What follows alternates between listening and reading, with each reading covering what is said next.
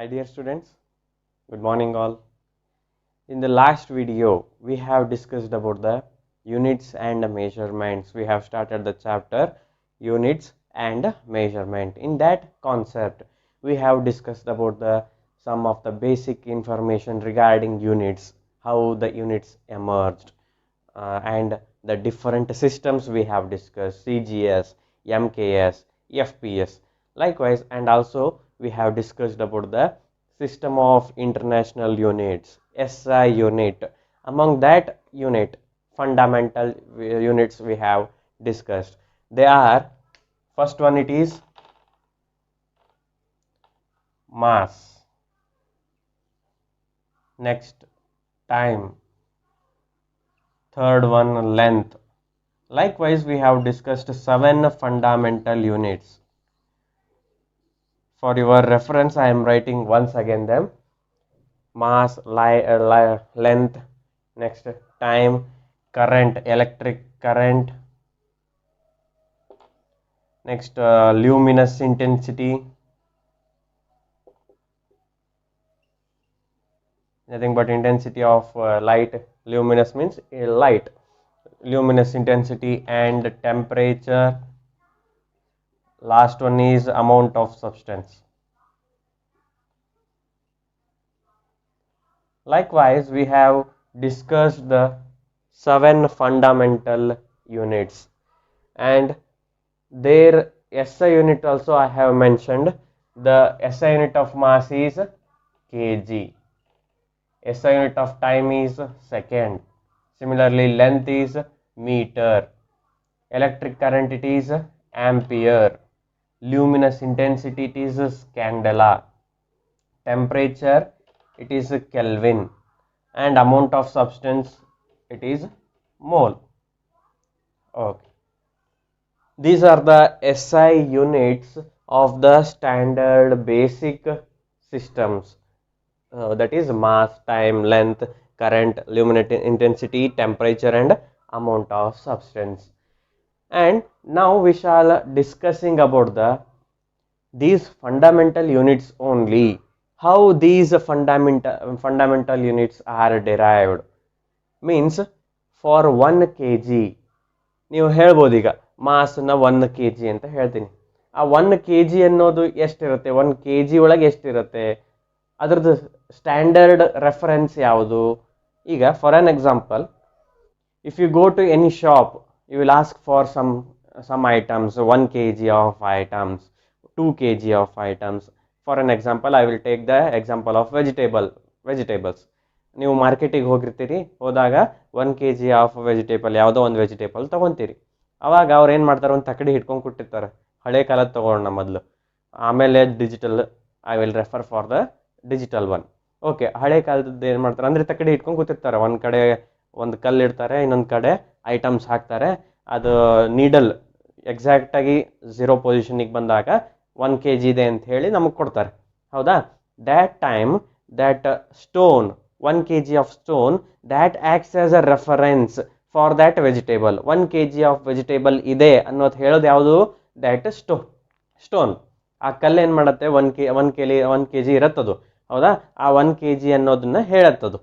Similarly ಆ ಕಲ್ಲು 1 kg of stone, ಆ ಒಂದು ಕಲ್ಲು 1 kg ಇದೆ ಅಂತ ಹೆಂಗೆ ನೀವು ಮಾಡಿರ್ತೀರಿ, ಹೆಂಗೆ ಡಿಸೈಡ್ ಮಾಡ್ತೀರಿ?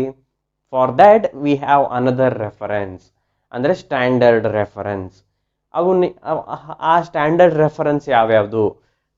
ಈ ಮಾಸ್ ಅಂತ ಎಕ್ಸಾಂಪಲ್ ಕೊಟ್ಟೆ. ಸಿಮಿಲರ್ಲಿ ಟೈಮಿಗೆ 1 ಸೆಕೆಂಡ್ ಅಂತ ಹೇಳ್ತೀರಿ, ಹಾಗೆ ಅದಕ್ಕೆ ಆ ಸ್ಟ್ಯಾಂಡರ್ಡ್ ರೆಫರೆನ್ಸ್ ಯಾವುದು ಅನ್ನೋದನ್ನ 1 by 1 ಸ್ಟಡಿ ಮಾಡೋಣ ಈಗ. Okay, first one we shall discuss about the length.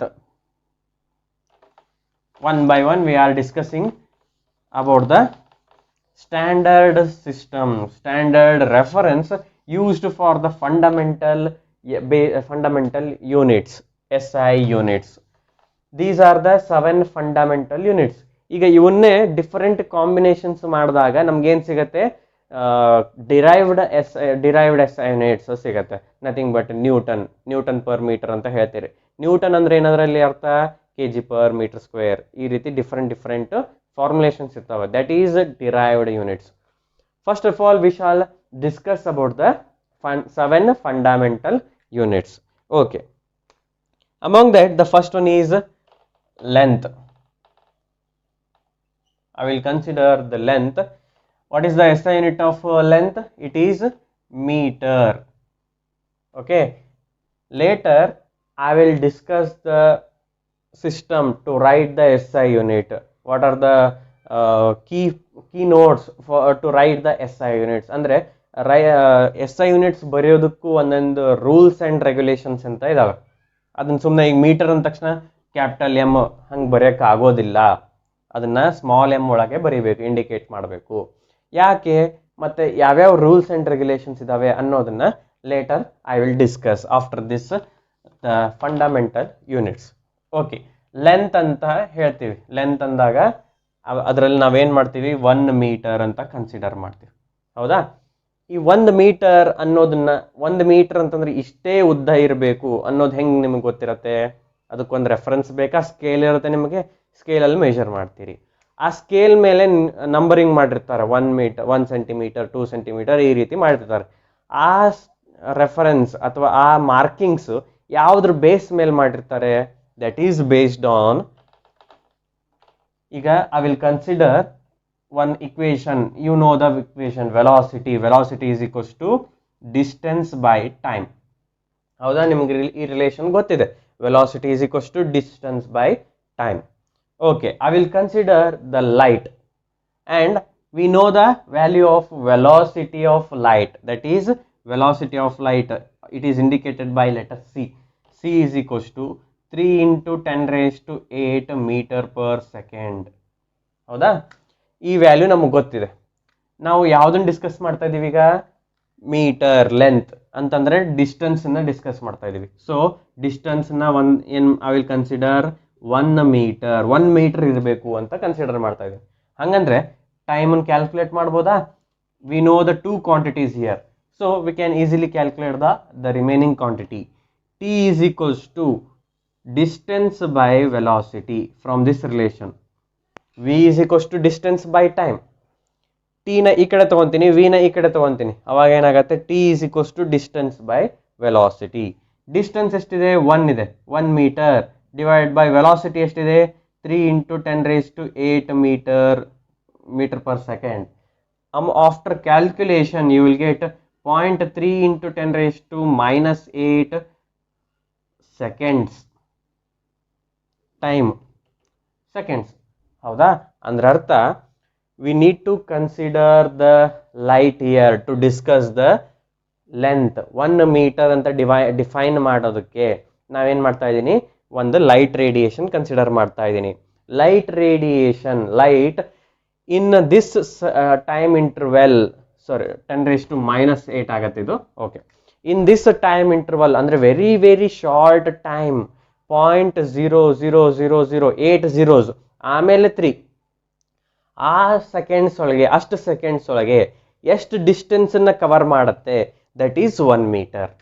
R in another way we can express the length in 1 metre as a light. I will consider the light only. Light traveled by certain distance in 1/299 of a second. 1/299 second. ಈಗ 1 second ಅನ್ನೋದು ನಿಮ್ಗೆ ಗೊತ್ತು. 1 second ಅನ್ನೋದನ್ನ I will consider like this. ಇಲ್ಲಿಂದ ಇಲ್ಲಿಗೆ 1 second ಅಂತ ಹೇಳ್ತೀನಿ. 1 second ಒಳಗೆ 299 ಡಿವಿಷನ್ ಮಾಡಬೇಕು. ಅಂದ್ರೆ 1 2 3 4 5 6 7 ಲೈಕ್ ವೈಸ್ 299 ಡಿವಿಷನ್ಸ್ ಆಗಬೇಕು. 299 ಡಿವಿಷನ್ ಅಲ್ಲಿ ಒಂದೇ ಒಂದು ಡಿವಿಷನ್ ಕನ್ಸಿಡರ್ ಮಾಡ್ತೀನಿ ನಾನು. That is 1/299. 1/299 of a 1 second. ಈ 1/299 ಆಫ್ ಎ ಸೆಕೆಂಡ್ ಒಳಗೆ ಲೈಟ್ ಎಷ್ಟು ಡಿಸ್ಟೆನ್ಸ್ ನ ಟ್ರಾವೆಲ್ ಮಾಡಿರತ್ತೆ? Light, the distance covered by the light in vacuum, ಯಾವುದೇ ಮೀಡಿಯಂ ಇರಬಾರ್ದು. In vacuum distance traveled by a light in 1/299 second of a second is called as 1 meter. or as we have calculated in the last case, that is 0.3 into 10 raised to minus 8 seconds. ಇದನ್ನು consider ಮಾಡಬಹುದು. In 0.3 into 10 raised to minus 8 seconds, the distance covered by the light in vacuum is called 1 meter. 1 meter ಅಂತ ಹೇಳ್ತೀವಿ ನಾವು, ಹೌದಾ? 1 meter scale ಇರುತ್ತೆ, ಹೌದಾ? ಆ 1 meter ಅಂದ್ರೆ ಅರ್ಥ ಏನು? This is the meaning. ಒಂದು this case you can consider, or either this case you can consider. It is the better one. 0.3 into 10 raised to minus 8 second. ಈ ಟೈಮ್ ಇಂಟರ್ವಲ್ ಒಳಗೆ light ಎಷ್ಟು ಡಿಸ್ಟೆನ್ಸ್ ಕವರ್ ಆಗಿರುತ್ತೆ? ಅದು 1 metre. ಹಂಗಂದ್ರೆ light ಎಷ್ಟು distance cover ಆಗಿರುತ್ತೆ ಅಷ್ಟರ ಈ ಟೈಮಲ್ಲಿ? That is 1 metre. ಲೈಟ್ ಏನಾಗುತ್ತೆ? ಲೈಟ್ ಸ್ಪೀಡ್ ನಿಮ್ಗೆ ಗೊತ್ತಿದೆ, velocity of light, that is I have mentioned 3 into 10 raised to 8. 1 ಮುಂದೆ 8 0, ಹೌದಾ? ಅಷ್ಟು 0 ಅಷ್ಟು ಫಾಸ್ಟ್ ಆಗಿ ಟ್ರಾವೆಲ್ ಆಗಿರತ್ತದು. ಅಂದ್ರೆ ಅಷ್ಟು ಫಾಸ್ಟ್ ಆಗಿ ಟ್ರಾವೆಲ್ ಆಗಬೇಕು ಅಂತಂದ್ರೆ it will go for the larger distance with in a short time. ಅದನ್ನೇ ನಾನು ಏನ್ ಮಾಡಿದ್ದೀನಿ, 1 ಮೀಟರ್ಗೆ ಕನ್ವರ್ಟ್ ಮಾಡ್ಕೊಂಡಿದ್ದೀನಿ. 0.3 into 10 raised to minus 8 seconds ಒಳಗೆ ಎಷ್ಟು ಡಿಸ್ಟೆನ್ಸ್ ಕವರ್ ಆಗತ್ತದು? It is 1 metre distance. 1 metre ನ ಕವರ್ ಮಾಡುತ್ತೆ. That 1 metre is the metre length. ಅದು ಫಂಡಮೆಂಟಲ್ ಯೂನಿಟ್. ಅದು ಲೆಂತ್ ಫಂಡಮೆಂಟಲ್ ಅಂದ್ರೆ 1 ಮೀಟರ್ ಅಂತ ರೆಫರ್ ಮಾಡ್ತೀವಿ. This is about the metre. Similarly we shall go for kilogram. Second SI unit is mass. Second fundamental unit is mass. Mass is measure. SI unit of mass is kilogram, kg. ಹೌದಾ? ಈ kg 1 ಅವಾಗ ನಿಮ್ಗೆ ಒಂದು example ಕೊಟ್ಟೆ, vegetables market ಅದೆಲ್ಲ ಹೇಳಿದೆ, ಹೌದಾ? ಆ ಒಂದು ಕಲ್ಲು 1 kg ಇರುತ್ತೆ. ಆ that stone acts as a reference for the vegetables. ಹಂಗಂದ್ರೆ ಆ ಕಲ್ಲನ್ನ ಮ್ಯಾನುಫ್ಯಾಕ್ಚರ್ ಮಾಡೋ ಮುಂದೆ ಇನ್ನೊಂದು ರೆಫರೆನ್ಸ್ ಬೇಕಾ ನಮ್ಗೆ? ಆ ರೆಫರೆನ್ಸ್ ಯಾವುದು? ದ್ಯಾಟ್ ಫಂಡಮೆಂಟಲ್ ಯಾವುದು? Fundamental basic of that kg. What is that? ಯಾಕಂದ್ರೆ ಎಲ್ಲದಕ್ಕೂ ಒಂದು ಫಂಡಮೆಂಟಲ್ ಬೇಕು. ಇಲ್ಲಿ 1 ಮೀಟರ್ಗೆ ನಾವೇನ್ ಮಾಡಿದ್ವಿ? ಲೈಟ್ ಅನ್ನು ಕನ್ಸಿಡರ್ ಮಾಡಿದ್ವಿ.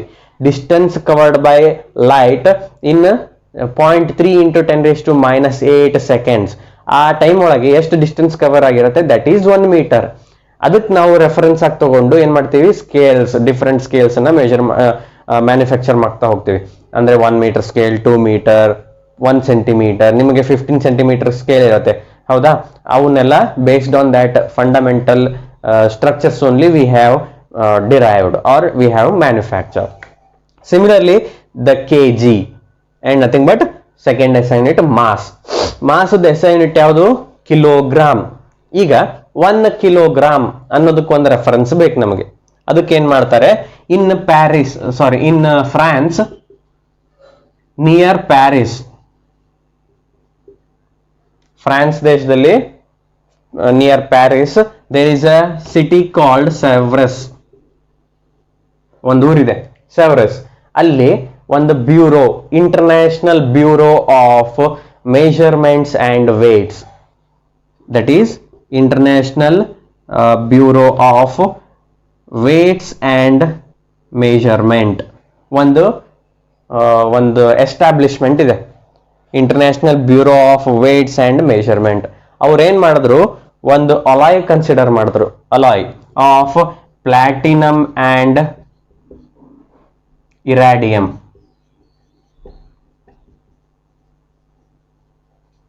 ಪ್ಲಾಟಿನಮ್ ಅಂಡ್ ಇರಾಡಿಯಂ ಅಲಾಯ್ ಅಂದ್ರೆ ಮಿಕ್ಸರ್ ಅಂತ ಅರ್ಥ. Mix of platinum and iridium ಇವೆರಡನ್ನು ಮಿಕ್ಸ್ ಮಾಡಿ ಒಂದು ಸಿಲಿಂಡರ್ ಪ್ರಿಪೇರ್ ಮಾಡಿದ್ರು, ಸಿಲಿಂಡರ್ ಶೇಪ್ ಈ ರೀತಿ. ಆ ಸಿಲಿಂಡರ್ದು ವೇಟ್ ಎಷ್ಟಿದೆ? That is 1 kg.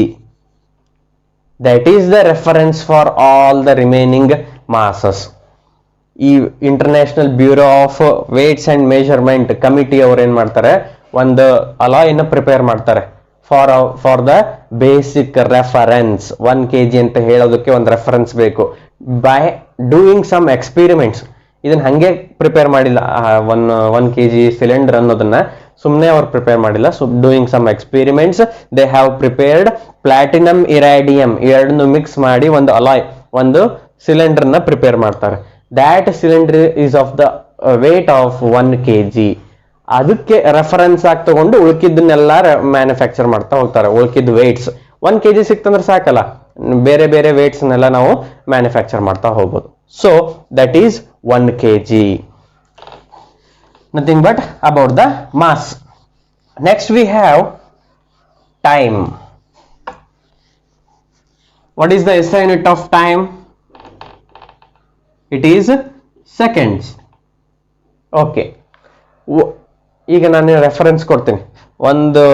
One hour ಒಳಗೆ ಎಷ್ಟು ಮಿನಿಟ್ಸ್ ಇರ್ತವೆ? 60 ಸೆಕೆಂಡ್ಸ್, 60 ಮಿನಿಟ್ಸ್. ಹೌದಾ, ನಿಮಗೆ ಗೊತ್ತಿದೆ. ನೆಕ್ಸ್ಟ್ 1 ಮಿನಿಟ್ ಒಳಗೆ ಎಷ್ಟು ಸೆಕೆಂಡ್ಸ್ ಇರ್ತವೆ? It is 60 seconds. ಓಕೆ, ಇವೆಲ್ಲ ಮೆಜರ್ಮೆಂಟ್ ಮಾಡಿ ಹೇಳಿರೋದು. ಹೌದಾ, 1 ಅವರ್ ಒಳಗೆ 60 ಮಿನಿಟ್ಸ್, ಅಗೇನ್ 1 ಮಿನಿಟ್ ಒಳಗೆ 60 ಸೆಕೆಂಡ್ಸ್ ಅಂತ ಇರ್ತದೆ. Is this a basic one? Yeah, it is the basic one, 60 seconds. Or you can take 1 second. ಹಂಗಂದ್ರೆ 1 ಸೆಕೆಂಡ್ ಆಗಬೇಕು ಅಂದ್ರೆ ಏನಿರ್ಬೇಕು?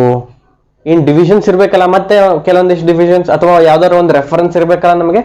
ಸೊ 1 ಸೆಕೆಂಡ್ ಆಗಬೇಕು ಅಂತಂದ್ರೆ again there is a reference. Okay, the scientists have considered cesium 133 atom. cesium atom na consider ಮಾಡಿದ್ರು. This 133, what does this indicate? It indicates atomic mass. Okay, cesium 133 atom consider ಮಾಡಿದ್ರು. ಆ cesium atom 133 atom ಅನ್ನೋದಕ್ಕೆ energy supply ಮಾಡ್ತಾರೆ ಹೊರಗಡೆಯಿಂದ. External energy supplied to the cesium atom. ಈಗ ಈ energy ಕೊಟ್ಟಾಗ ಏನಾಗತ್ತೆ? ಈಗ ನೀವೇ ಊಟ ಮಾಡ್ತೀರಿ ಅಂದ್ರೆ ಅರ್ಥ ಏನು? ಎನರ್ಜಿ ಬಂತು. ಎನರ್ಜಿ ಬಂದಾಗ ಏನ್ ಮಾಡ್ತೀರಿ? You will do some activities like sports, study, any work. ಈ ರೀತಿ ವರ್ಕ್ ಮಾಡ್ತೀರಾ. ಹಂಗೆ ಸಿಮಿಲರ್ಲಿ ಏನಾಗತ್ತೆ? ಆಟಮ್ಸ್ ಏನಾಗತ್ತೆ? ಎನರ್ಜಿ ತಗೊಂಡಾಗ ಇಟ್ ವಿಲ್ ಎಕ್ಸೈಟ್, ಹೈಯರ್ ಸ್ಟೇಟಸ್ಗೆ ಹೋಗತ್ತೆ. ಅಂದ್ರೆ ಆಟಮ್ಸ್ ಅಲ್ಲ, ಎಲೆಕ್ಟ್ರಾನ್ಸ್ ಇನ್ ದ ಆಟಮ್. ಈಗ ಒಂದು ಆಟಮ್ ಕನ್ಸಿಡರ್ ಮಾಡಿದೆ ಅಂತಂದ್ರೆ ಅದರಲ್ಲಿ ನ್ಯೂಕ್ಲಿಯಸ್ ಇರುತ್ತೆ. Around that nucleus the electrons will be revolving. ಹೌದಾ, ಈ ಎಲೆಕ್ಟ್ರಾನ್ಸ್ಗೆ ಎನರ್ಜಿ ಕೊಟ್ಟಿದೆ ಅಂದ್ರೆ ಅರ್ಥ electrons observe the energy and they. ಈಗ ಫಸ್ಟ್ ಒಂದು ಆರ್ಬಿಟ್ ಕನ್ಸಿಡರ್ ಮಾಡ್ತೀನಿ. ಯಾವುದೋ ಒಂದು ಎಲೆಕ್ಟ್ರಾನ್ ಇಲ್ಲಿದೆ, ಈ ಆರ್ಬಿಟ್ ತನ್ನ ಒರಿಜಿನಲ್ ಸ್ಟೇಟ್ ಒಳಗಿದೆ. ನಾ ಎನರ್ಜಿ ಸಪ್ಲೈ ಮಾಡ್ತೀನಿ. ಇದಕ್ಕೆ ಎನರ್ಜಿ ಸಪ್ಲೈ ಮಾಡಿದ್ರೆ ಏನಾಗುತ್ತೆ? It will move to the higher orbit. Sub energy levels ಇದಾವಲ್ಲ, KLMNO ಈ ತರ. ಓಕೆ, ಆ ಸಬ್ ಎನರ್ಜಿ ಲೆವೆಲ್ಸ್ಗೆ ಜಂಪ್ ಆಗ್ತಾ ಹೋಗುತ್ತೆ, ಹೈಯರ್ ಆರ್ಬಿಟ್ಸ್ಗೆ ಜಂಪ್ ಆಗತ್ತೆ. ಎನರ್ಜಿ ತಗೊಂಡು ಹೈಯರ್ ಆರ್ಬಿಟ್ಗೆ ಜಂಪ್ ಆಯ್ತು. ಅಲ್ಲೇ ಕುತ್ಕೊಂಡ್ಬಿಡತ್ತಾ? ಅಲ್ಲೇ ಹೋಗಿ ಬೇರೆ ಮನೆ ಹೋಗಿ ಕುತ್ಕೊಂಡ್ಬಿಡತ್ತಾ? ಇಲ್ಲ. ಏನಾಗತ್ತದು? After the removal of energy ಸ್ವಲ್ಪ ಟೈಮ್ ಮಾತ್ರ ಈ ಸ್ಟೇಟ್ ಒಳಗಿರತ್ತದು. ಎನರ್ಜಿ ಯಾವಾಗ ಖಾಲಿ ಆಗತ್ತೋ ಮತ್ತೆ ಅದು ವಾಪಸ್ ಮನೆಗೆ ಬರುತ್ತೆ, ಅದ್ರ ಮನೆಗೆ ಅದು ಬಂದ್ಬಿಡತ್ತೆ. ಹೌದಾ? While coming back it emits radiation. ಏನಾಗತ್ತೆ? ವಾಪಸ್ ಬರೋ ಮುಂದೆ ಮತ್ತೆ ರೇಡಿಯೇಷನ್ ಕೊಡುತ್ತೆ. That radiations are observed through spectrometer. ನಿಮ್ಗೆ ಟೆಲಿಸ್ಕೋಪ್, ಮೈಕ್ರೋಸ್ಕೋಪ್ ಎಲ್ಲ ಗೊತ್ತಿದೆ. ಅದರಲ್ಲಿ ಏನ್ ಮಾಡ್ತೀವಿ? ಸಣ್ಣ ಸಣ್ಣ ಆಬ್ಜೆಕ್ಟ್ ಅಥವಾ ದೊಡ್ಡ ಆಬ್ಜೆಕ್ಟ್ ನ ಅಬ್ಸರ್ವ್ ಮಾಡಕ್ ಯೂಸ್ ಮಾಡ್ತೀವಿ. ಹಂಗೆ ಒಂದು ಸ್ಪೆಕ್ಟ್ರೋಮೀಟರ್ ಅಂತ ಹೇಳಿದೆ. ಸ್ಪೆಕ್ಟ್ರೋಮೀಟರ್ ಅಂದ್ರೆ it is a meter use to observe the spectrum. Spectrum ಅಂತಂದ್ರೆ ಕಲರ್ಸ್. ಏನೇನ್ ಕಲರ್ಸ್ ಅಂದ್ರೆ ಅರ್ಥ ವೇವ್ ಲೆಂತ್. ಯಾವ್ಯಾವ ವೇವ್ ಲೆಂತ್ ನ ಎಮಿಟ್ ಆಗಿರತ್ತೆ ಅನ್ನೋದನ್ನ ನೋಡೋದಕ್ಕೆ ಒಂದು ಸ್ಕೋಪ್, ಒಂದು ಇನ್ಸ್ಟ್ರೂಮೆಂಟ್ ಯೂಸ್ ಮಾಡ್ತೀವಿ. That is a spectrometer. ಈ ಸ್ಪೆಕ್ಟ್ರೋಮೀಟರ್ ಒಳಗೆ ಇದನ್ನ ಅಬ್ಸರ್ವ್ ಮಾಡ್ತೀವಿ. ಏನ್ ಈ ಎಮಿಟೆಡ್ ರೇಡಿಯೇಷನ್ಸ್ ಯಾವ್ಯಾವ ಬಂದಾವೆ ಅಂತ ಅಬ್ಸರ್ವ್ ಮಾಡ್ತೀವಿ. These emitted radiations are recorded in the form of lines, spectral lines. ಈ ರೀತಿ ಇರತ್ತೆ. ಕೆಲವೊಂದು ಹತ್ರ ಇರತ್ತೆ, ಕೆಲವೊಂದು ದೂರ ಇರತ್ತೆ. ಈ ತರ ಲೈನ್ಸ್ ಫಾರ್ಮ್ ಆಗಿರತ್ತೆ. Depending on the wave length, ಎಷ್ಟು ವೇವ್ ಲೆಂತ್ ಇರುತ್ತೆ ಅದ್ರ ಬೇಸ್ ಮೇಲೆ ಅರೇಂಜ್ ಆಗ್ತಾ ಹೋಗಿರತ್ತೆ. ಈಗ ಸ್ಪೆಕ್ಟ್ರಮ್ ಗೊತ್ತು ನಿಮಗೆ. UV rays, ultra violet rays, visible, infrared rays, next radio waves, microwaves, ಈ ರೀತಿ ನಿಮ್ಗೆ ಡಿಫರೆಂಟ್ ರೇಡಿಯೇಷನ್ಸ್ ಗೊತ್ತು, ಅವುಗಳ ವೇವ್ ಲೆಂತ್ ಗೊತ್ತು, ಅವು ಯಾವ ರೀತಿ ಅರೇಂಜ್ ಆಗಿರುತ್ತೆ ಅನ್ನೋದು ನೋಡಿದಿರ. If you don't know, we shall discuss in the later classes. ಅವೆಲ್ಲ ನಿಮಗೆ ಸಿಲೆಬಸ್ ಒಳಗಿದೆ, ಅವನ್ನ ಆಮೇಲೆ ಡಿಸ್ಕಸ್ ಮಾಡೋಣ. ಓಕೆ, ಇವೆಲ್ಲ ಅರೇಂಜ್ ಆಗಿರುತ್ತೆ, ಹೌದಾ? ಇವನ್ನೆಲ್ಲ ಅಬ್ಸರ್ವ್ ಯಾವ್ದ್ರಿಂದ ಮಾಡಿರ್ತೀವಿ? ಸ್ಪೆಕ್ಟ್ರೋಮೀಟರ್ ಇಂದ ಅಬ್ಸರ್ವ್ ಮಾಡ್ತೀವಿ.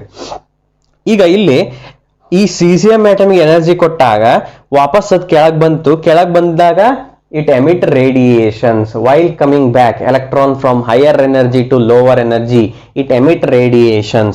That emitted radiations are recorded in the form of spectral lines.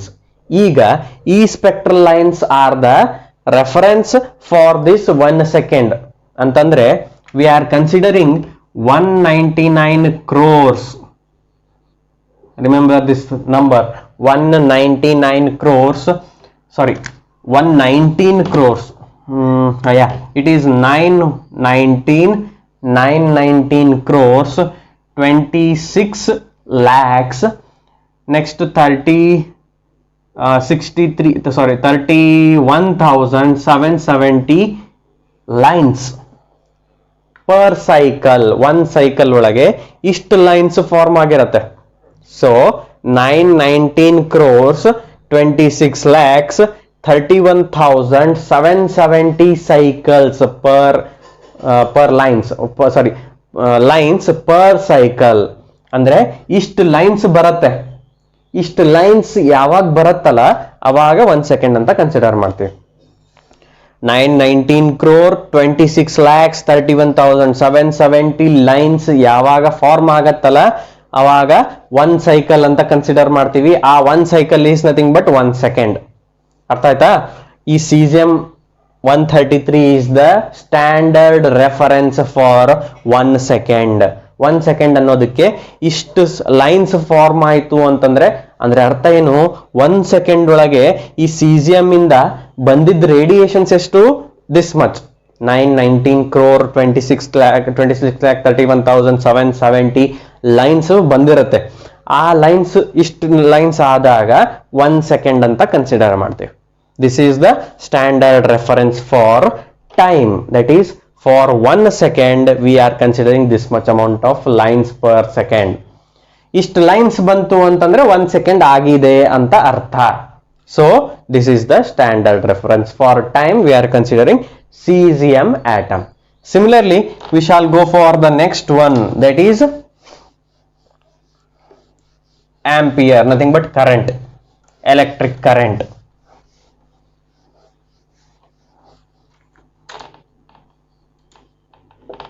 Electric current. What is the SI unit of electric current? It is ampere.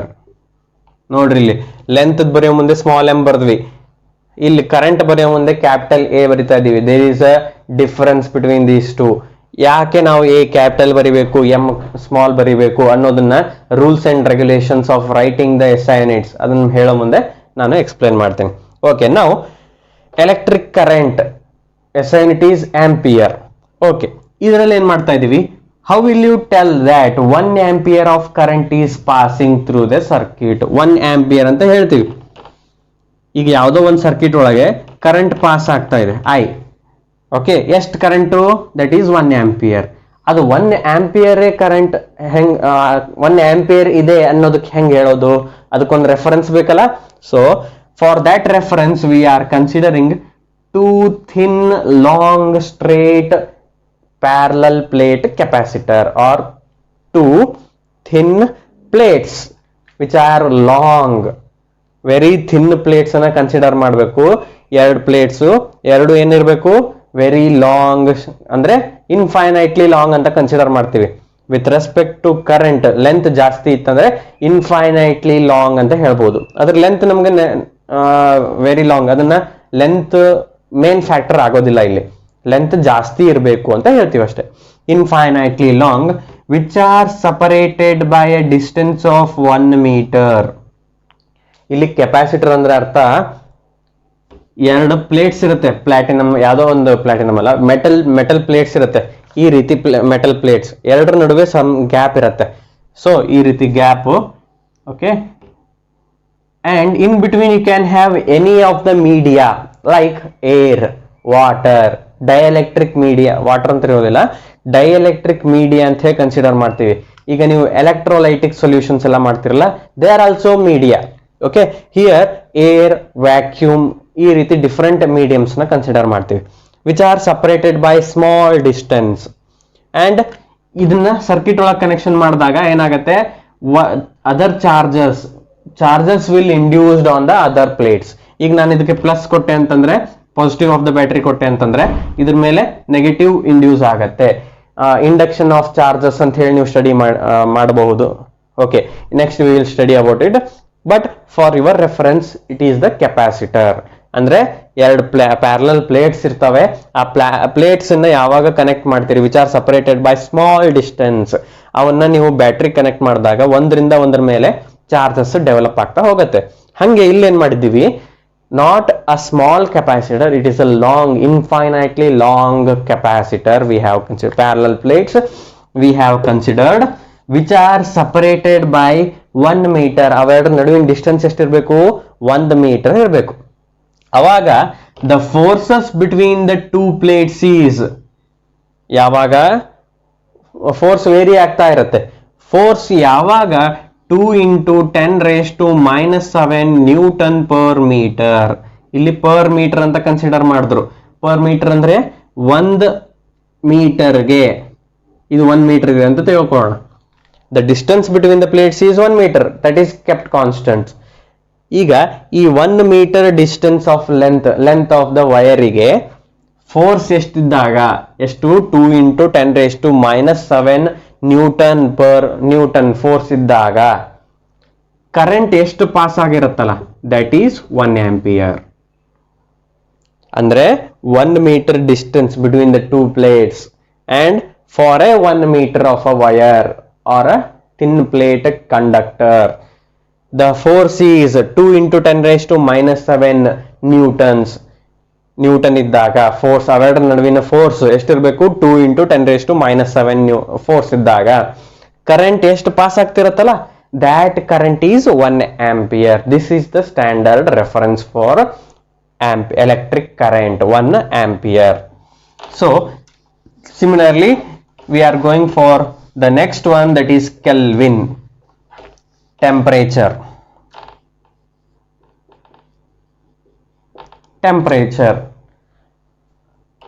What is the SI unit of temperature? It is Kelvin. Capital K we are writing. Okay. For 1 Kelvin ಅಂತ ಹೇಳ್ಬೇಕು. ಈಗ 1 Kelvin ಅನ್ನೋದನ್ನ define ಮಾಡೋಕ್ಕಾಗಿದೆ. ಹಂಗಂದ್ರೆ ಅರ್ಥ ಏನು, 1 Kelvin ಅಂದ್ರೆ ಏನು? ಈಗ for the definition of 1 Kelvin we are considering triple point of water. What is triple point of water? ಅಂದ್ರೆ ಅರ್ಥ, at certain temperature, ಯಾವುದೋ ಒಂದು ಟೆಂಪರೇಚರಿಗೆ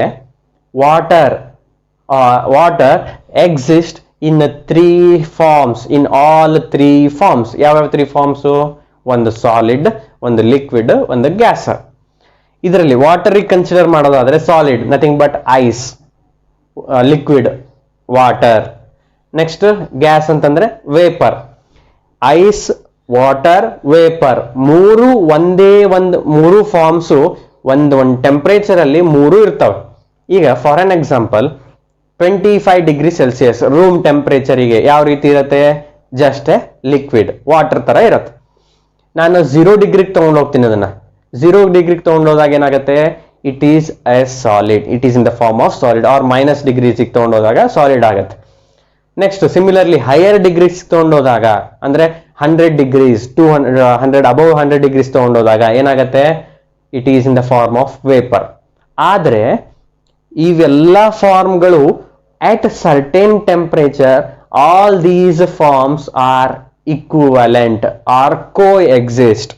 At that temperature we need to consider 1/273.16 of thermodynamical temperature of the triple point of water.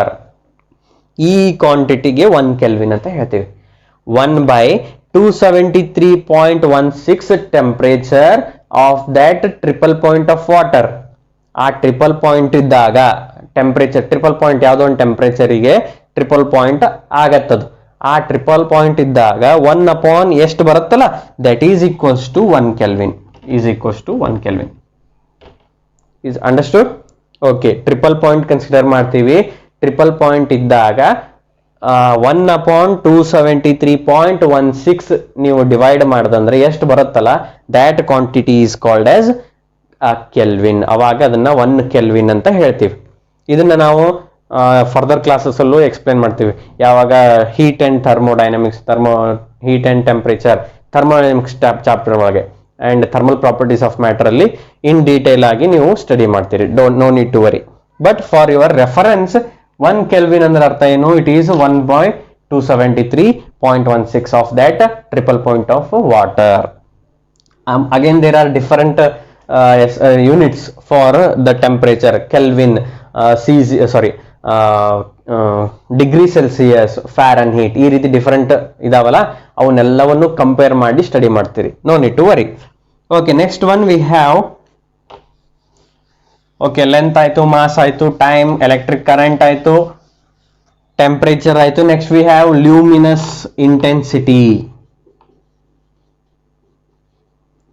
It is expressed in terms of, or the SI unit of luminous intensity is candela, small cd. Okay.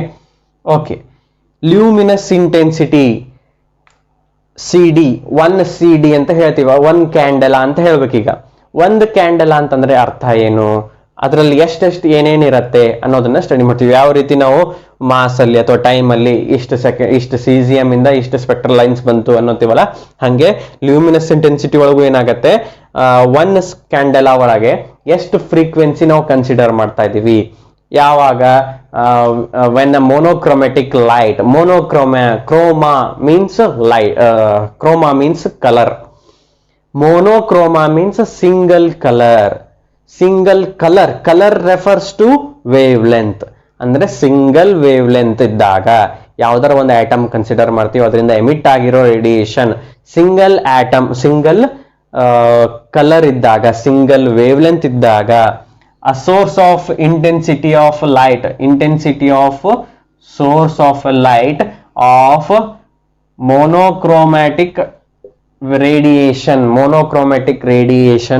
of frequency ಎಷ್ಟು ಇರಬೇಕು ಅದರದು, 540 into 10 raised to 12 hertz, and radiant intensity ಎಷ್ಟು ಏನು radiate ಮಾಡಿರುತ್ತಲ್ಲ ಆ radiation ನ ಅದರದ್ದು intensity ಎಷ್ಟಿರಬೇಕು, the intensity of that radiant intensity is 1/683 times that of steradian ಅಂತ ಕರಿತೀವಿ.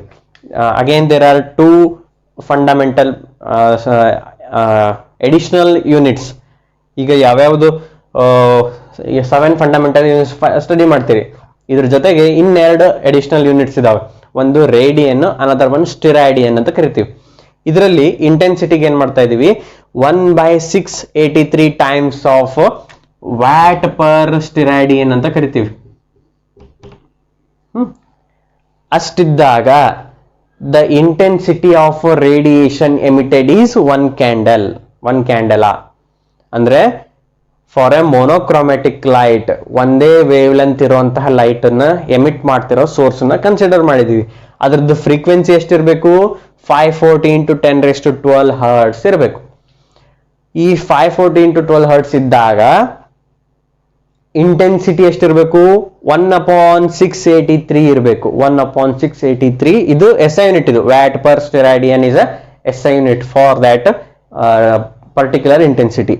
ಓಕೆ, 1/683 ಇದ್ದಾಗ ಎಷ್ಟು ಇಂಟೆನ್ಸಿಟಿ ಇರುತ್ತಲ್ಲ, that intensity is called as 1 candela or 1 CD. Similarly, last one, that is mole, amount of substance.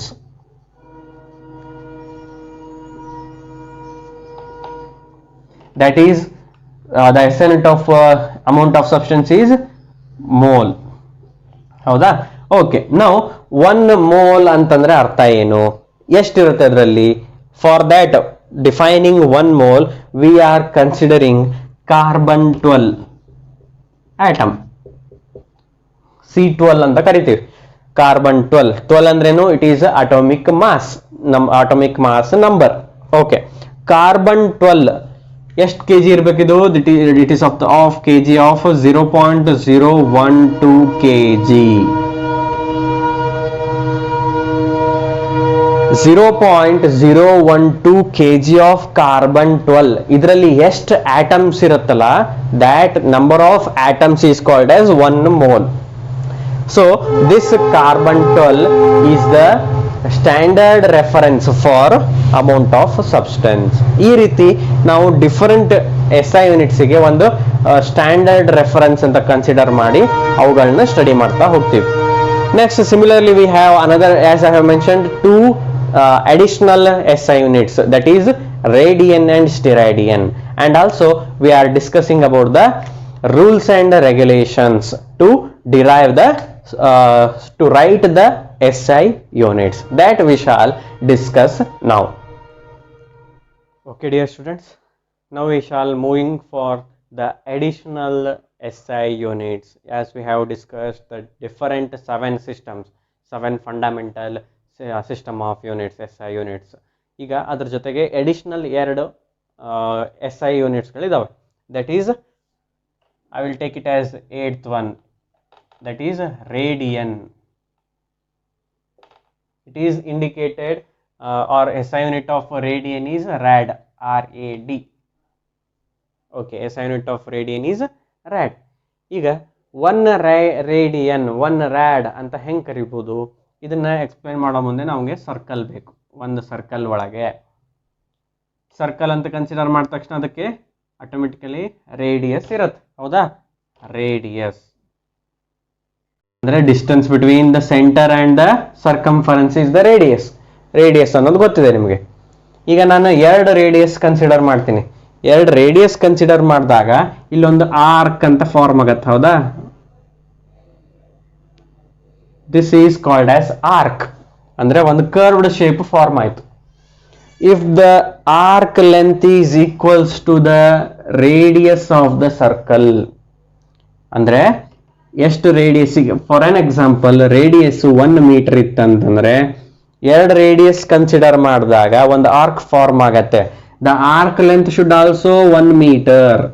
ಈ arc ಇಲ್ಲಿಂದ ಇಲ್ಲಿಗೆ length ಎಷ್ಟಿರ್ಬೇಕು? 1 metre ಇತ್ತಂದ್ರೆ then the angle subtended at the center is called as 1 radian. Is it clear? 1 radian ಅಂತ ಯಾವಾಗ ಅಂತೀವಿ? when the arc subtended by an 2 radius is equals to the radius of the circle is called, then the angle subtended at the center is called as 1 radian.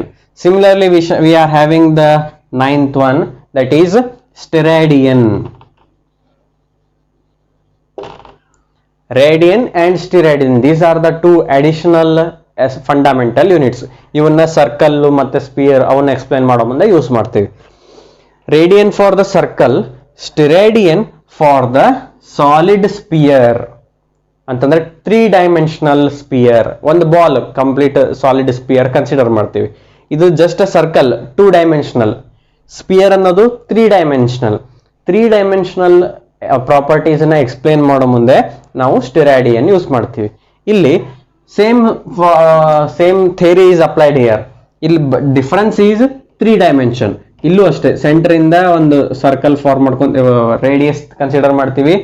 Radius consider ಮಾಡಿದಾಗ ಇಲ್ಲೂ ಒಂದು ಏನಾಗಿರುತ್ತೆ? Circle form ಆಗಿರುತ್ತೆ. Spear ಅಲ್ವಾ ಇದು? Spear ಆಗಿದ್ದಕ್ಕೆ ಏನಾಯ್ತು? ಒಂದು ಕೋನ್ ಶೇಪ್ ಫಾರ್ಮ್ ಆಗಿರುತ್ತೆ. Cone, ice cream cone use ಮಾಡಿರಲ್ಲ, ಅದ್ರ ಮೇಲ್ಗಡೆ ಒಂದು ರೌಂಡ್ ಇರುತ್ತೆ, ಅದು ಕೋನ್ ಕೆಳಗಡೆ ಹಿಂಗೆ ಹೋಗ್ತಾ ಹೋಗುತ್ತೆ. ಅದೇನು ರೌಂಡ್ ಇರುತ್ತಲ್ಲ, that we are considering. So ಯಾವಾಗ ರೇಡಿಯಸ್ ಮತ್ತೆ ಈ ಏರಿಯಾ ಎಷ್ಟಿರ್ಬೇಕು? r² ಇರಬೇಕು. ಸ್ಕ್ವೇರ್ ಆಫ್ ದಿಸ್ ರೇಡಿಯಸ್ ಇತ್ತಂದ್ರೆ, ಈಗ ರೇಡಿಯಸ್ 1 ಮೀಟರ್ ಇತ್ತಂದ್ರೆ r is equals to 1 metre ಅಥವಾ ಕನ್ಸಿಡರ್ 2 ಮೀಟರ್. ರೇಡಿಯಸ್ ಎಷ್ಟಿರ್ಬೇಕು? ಏರಿಯಾ ಎಷ್ಟಿರ್ಬೇಕು? r² is 4 metre. Area double ಇರಬೇಕು. ಇದು ಈ ಸರ್ಕಲ್ ಇದೆಲ್ಲ, ಇದ್ರದ್ದು ಎಷ್ಟಿರ್ಬೇಕು? ಸ್ಕ್ವೇರ್ ಆಫ್ ದಟ್ ರೇಡಿಯಸ್ ಇತ್ತಂದ್ರೆ. The angle subtended at the center is called as a steradian. SR, it is indicated by SR. 1 SR ಅಂತಂದ್ರೆ ರೇಡಿಯಸ್ ಸ್ಕ್ವೇರ್ ಈ ಆರ್ಕ್ ಏರಿಯಾ ಇತ್ತು ಅಂದ್ರೆ angle subtended at the center is called as steradian. Okay, similarly we are moving for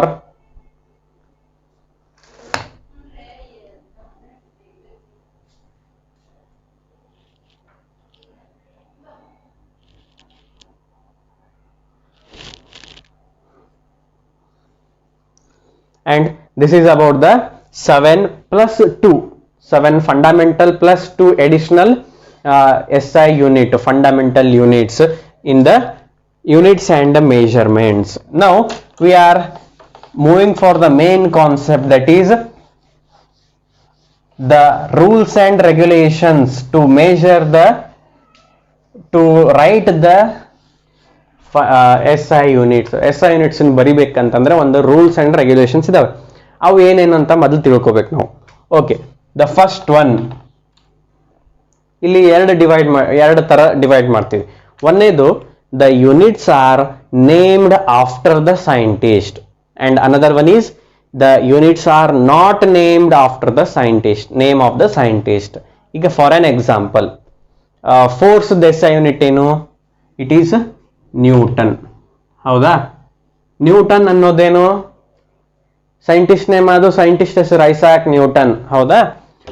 Newton scientist name ಬರೆಯೋ ಮುಂದೆ ಏನ್ ಮಾಡ್ತೀವಿ? Capital N use ಮಾಡ್ತೀವಿ. While writing the name of the scientist, we are using Isaac Newton, capital N.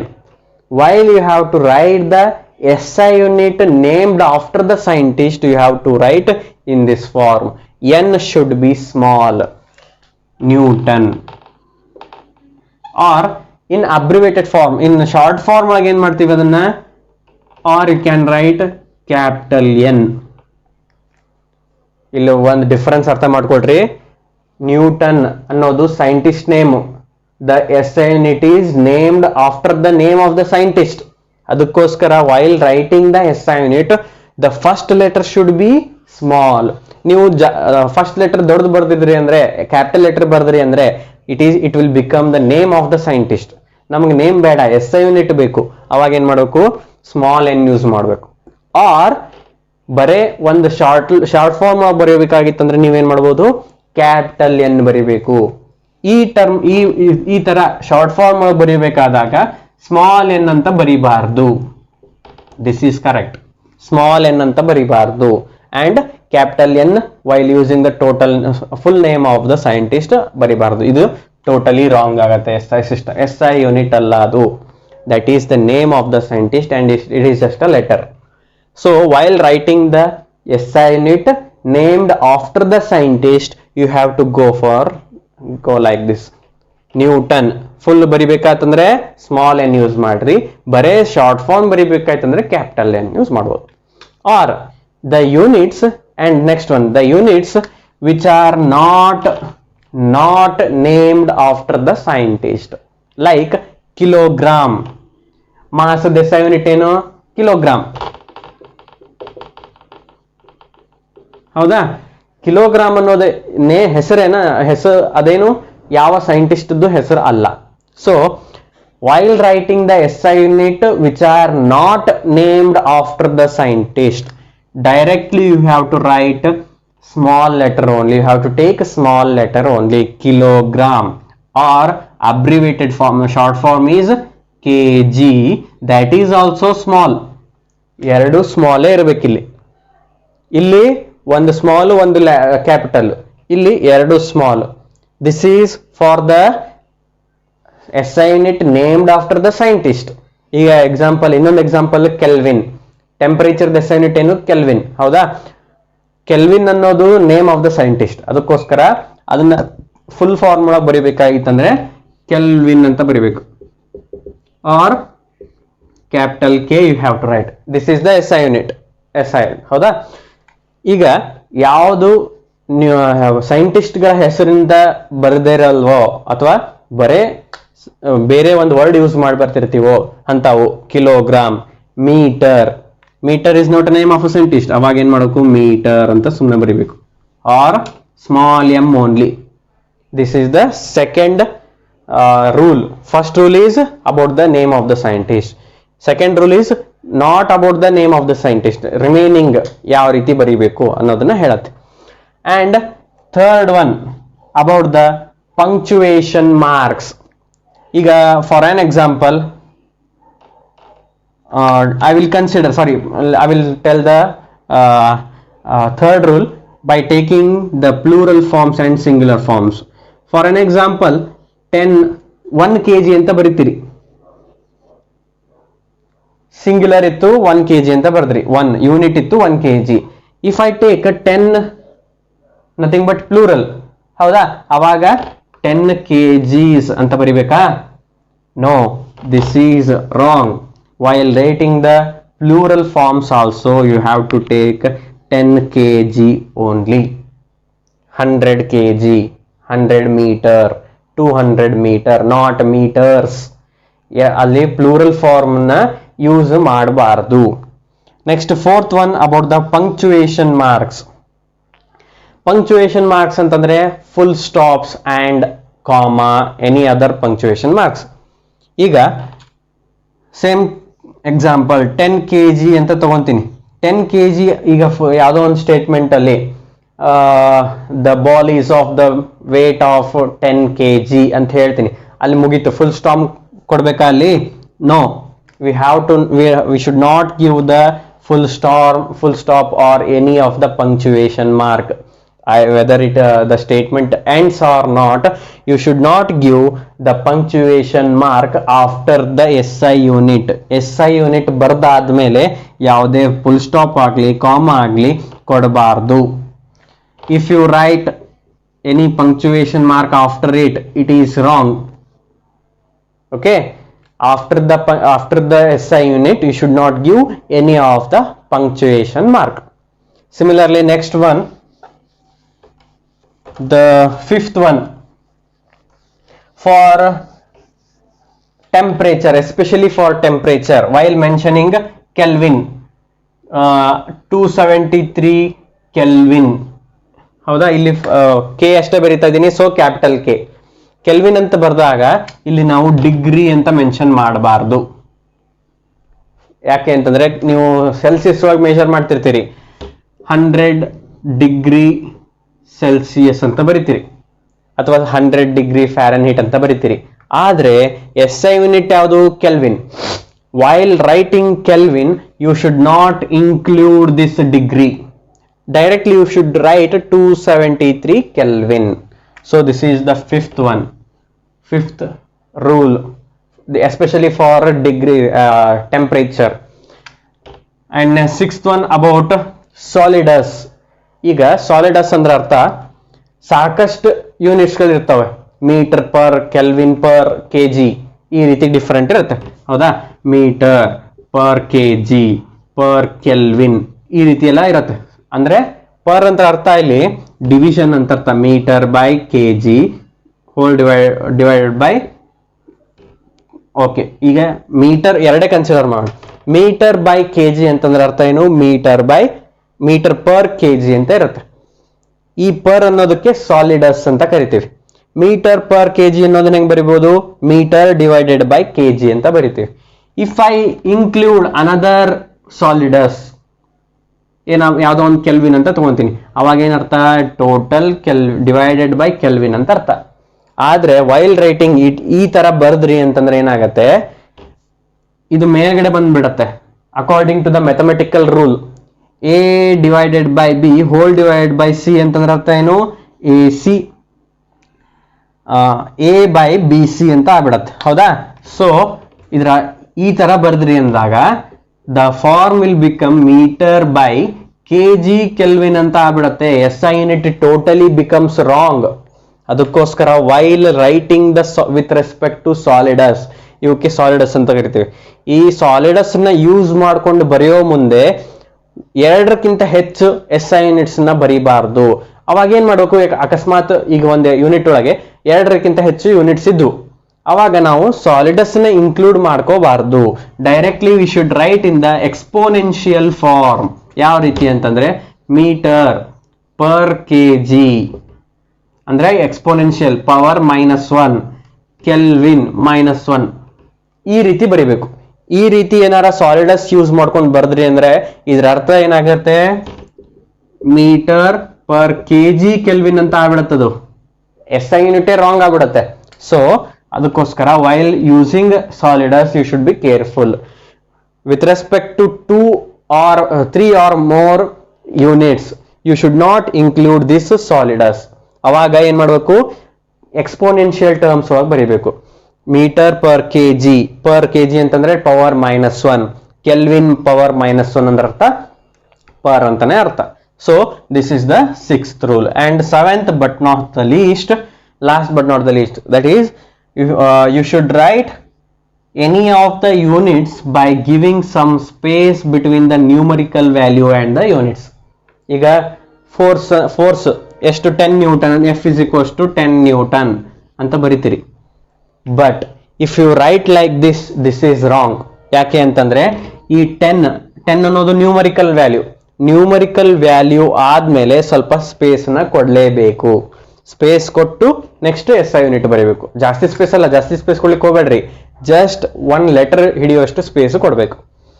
And also ಇನ್ನೊಂದು SI unit ಇತ್ತು ಇಲ್ಲಿ, Newton metre ಅಂತ ಬರೆದ್ರಿ ಅಂತ ಹೇಳ್ಕೊರಿ. ಇದು ತಪ್ಪೆ.